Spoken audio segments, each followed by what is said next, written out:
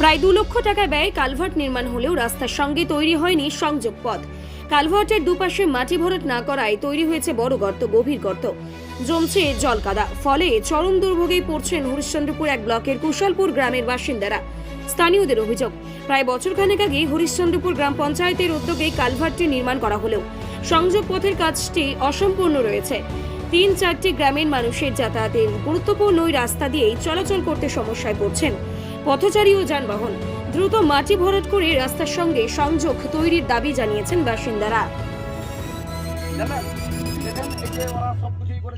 সম্পূর্ণ নিচ দিয়ে যেতে হচ্ছে,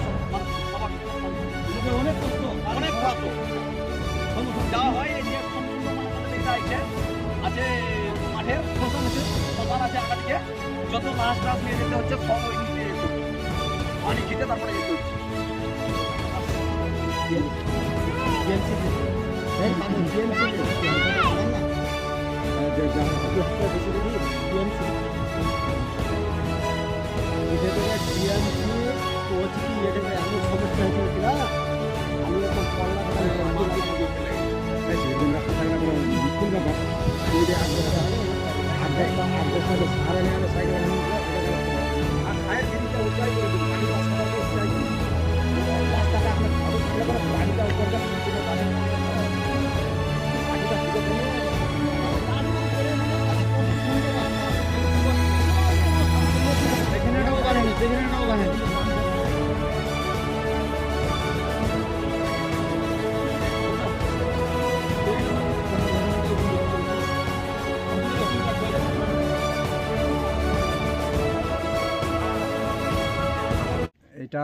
এটা মনে করি কন্ট্রাক্টরের কারণে এই অবস্থা, এই গ্রামের যা অবস্থা হচ্ছে, এটা লোকজনদের এই মাঠের যে ফসল পানি নিয়ে আসছে।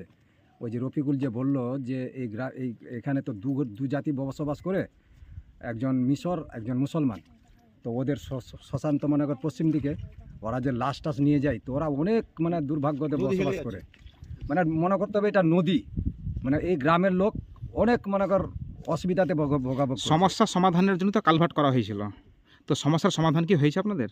না, কই সমাধান হয়েছে, এখনো তো ওই রকমই পড়ে আছে। ওরা কাজ করে এই ব্রিজটা করে ওরা পালিয়ে গেছে। আরো সমস্যা বেড়ে গেছে, আরো সমস্যা বেড়ে গেছে, বেশি করে সমস্যা বেড়ে গেছে। আগে ঠিক ছিল, মানে সমস্যাটা কেন হচ্ছে?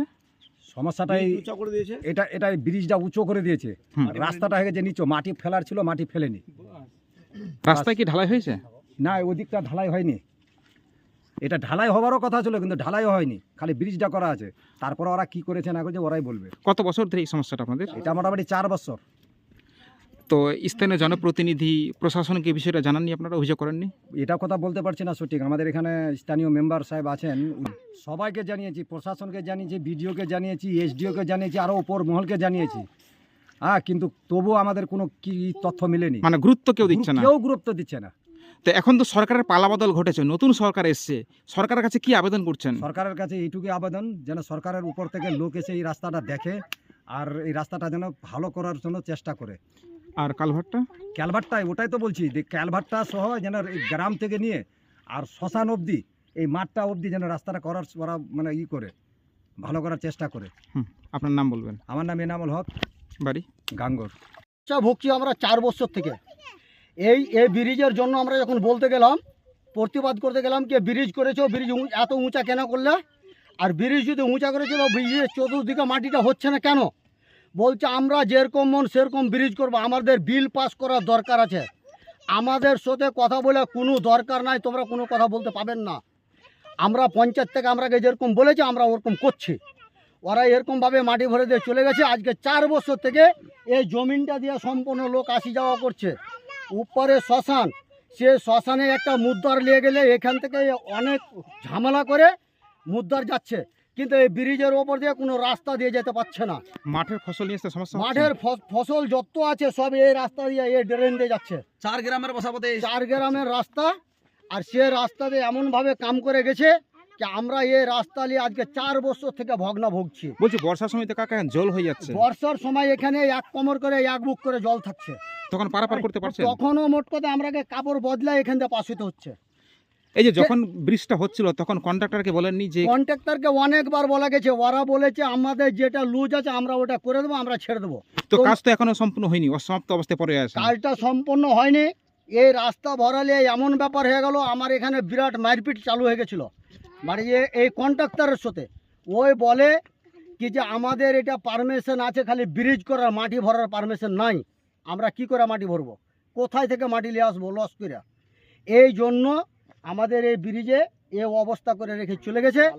আমরা এখন কোনো এই রাস্তা দিয়ে যাতায়াত করতে পারছি না। লাস্ট পরিজন হিসাবে এই সাইড দিয়ে রাস্তা করে রেখেছি, আর এই সাইডের রাস্তা দিয়ে ধান ফসল মানুষজন মরা ফুর্তি যত হচ্ছে সব এটা দিয়ে পাস হচ্ছে। বলছি এটাতে কোনো গাড়ি পারাপার করতে না, পারছে এটা দিয়ে তো গাড়ি পাস কোনো হালাতে হবে না, মানুষ তো পাস হতে পারছে না, তো গাড়ি কি করে পাস? তাহলে মাঠের ফসল কিভাবে নিয়ে যাচ্ছেন বাড়িতে? মাঠের ফসল ওই তো এটা রাস্তা দিয়ে আসছে, মানে মাথায় করে? সম্পূর্ণ মাথায় পাস হচ্ছে। তো বলছি কন্ট্রাক্টর কে ছিল? কন্ট্রাক্টর ছিল কোন এলাকার? এই রাঙ্গাপুর এলাকার। নাম জানা আছে আপনার? আমরা কি কন্ট্রাক্টর কে ছিল এটার কাজে? কন্ট্রাক্টর ছিল মাতির মুলবির ছেলে ওলি। মানে কোনো আপনাদের গ্রামবাসীর কথায় গুরুত্ব দেয়নি? না, কারোর কথা গুরুত্ব দেয়নি। সরকারের তো পালাবদল ঘটেছে, নতুন সরকারের কি আবেদন করছেন এটাকে নিয়ে? আমরা এটা আবেদন করছি কি আমাদের এই ব্রিজটা ভাঙে আমাদের ব্রিজটা করে দেখ, আর আমাদের রাস্তাটা যেরকম মানুষ আসি যাওয়া করে জেনে রাস্তাটা আমাদের আর নাহলে মাটি সুস্থভাবে ভরার ভালো ব্যবস্থা হয়ে করে যাবে। দেন, মাটি ভরার আপনার নাম মাটি বলবেন? ভরার ব্যবস্থা করে দেন। রফিকুল ইসলাম।